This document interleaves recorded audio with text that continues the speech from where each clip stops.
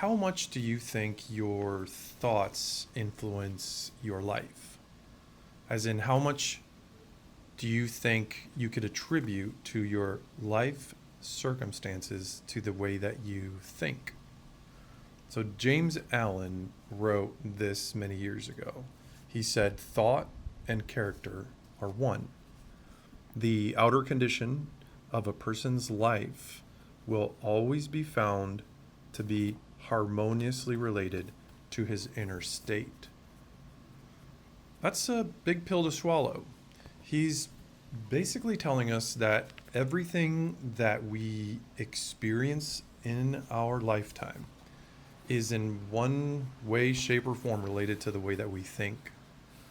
And if we believe that to be true, then it's very telling of our own lives. He continues, in the arrangement of his life, there is no element of chance. So the only thing that he gives out here as a way of maybe a possible escape to this concept is the following. This does not mean that a man's circumstance or that a woman's circumstance at any given time are an indication of his entire character, but that those circumstances are so intimately connected with some vital thought element within himself or herself that for the time being they are indispensable to its development. So, in other words, if I think constantly that bad things happen to me, that I'm always on the kind of receiving end of bad news or bad situations, that is very likely what I'll see in my life because I'm expecting it.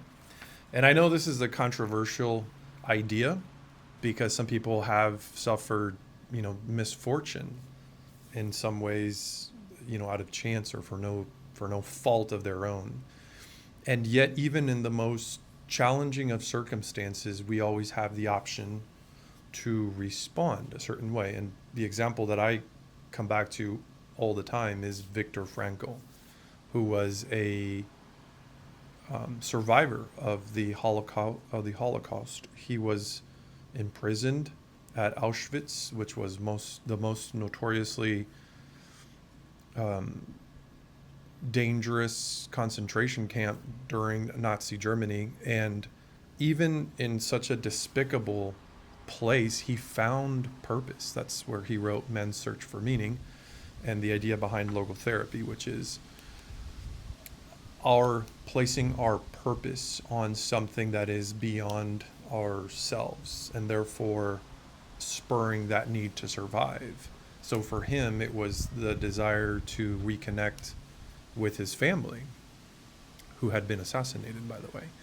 But even that idea kept him alive, and also the idea of sharing this with his other fellow mates that were imprisoned at Auschwitz. So it's it's very interesting. I explored a little bit of this in my book because as a Hispanic American, I've seen, well, I mean, it's not surprising. I see a lot of good, but I also see some stuff that's not really all that great. And the thought that I think of is there's a lot of like political pull around things such as immigration or even culture, traditions, and language.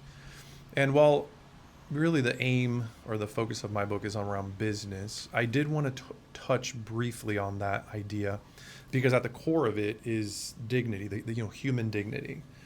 And by the way, I am all for following rule of law and things like that.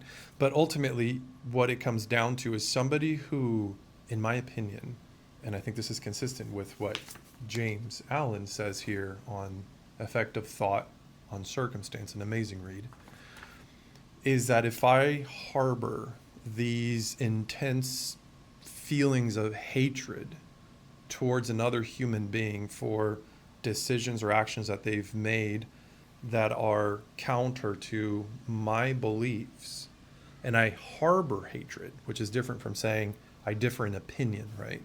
But if I harbor this hatred, which we see unfortunately, from time to time, then I really don't think that this person that harbors this incredible hatred for another human being, I really don't think that they can hold their 7-year-old daughter in their arms and tell them with a full heart that they absolutely love them and that they're the world to them. I don't believe so. Because thought and character are one. Thought and character are one. If I believe wholeheartedly that that individual that I don't like or I despise for one reason or another, and I hold and I harbor this hatred towards them, I just don't see that that person can have the type of character that can truly love their children, even if they say it. Now, I'm not judging, by the way, and I'm not someone to judge. But rather, why I thought this mattered and why I wanted to say what was on my heart is because so long as we harbor these hatred, this disdain for other people and other cultures and other even decisions, or I don't know, somebody in your past that might have hurt you in some way, shape, or form. If we harbor this hatred, it poisons our character. And this is, I think, what James Allen is trying to summarize here. In the arrangement of his life or her life, there is no element of chance. I mean, wow, that's a lot of responsibility. And one of the things that I wrote here in my book, and I opened up chapter 11 with this idea from Fyodor Dostoevsky, the famous Russian literature laureate, is the following. Above all, don't lie to yourself. The man or woman who lies to himself or herself and listens to their own lie comes to a point that he cannot distinguish the truth within him or around him, and so loses all respect for himself and for others. And having no respect, he ceases to love. I'll read that again. Above all, don't lie to yourself. The woman who lies to herself and listens to her own lie comes to a point that she cannot distinguish the truth within her or around her, and so loses all respect for herself and for others. And having no respect, she ceases to love. Fyodor Dostoevsky and the brothers Karamazov.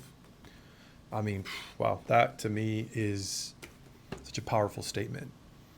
So it really is a call to action for us to look inward into our thoughts, our beliefs, how we lead, which ends up being, in many ways, an output of how we think and what we think and what we believe in. So, in the arrangement of his life, there is no element of chance. Thought and character are one.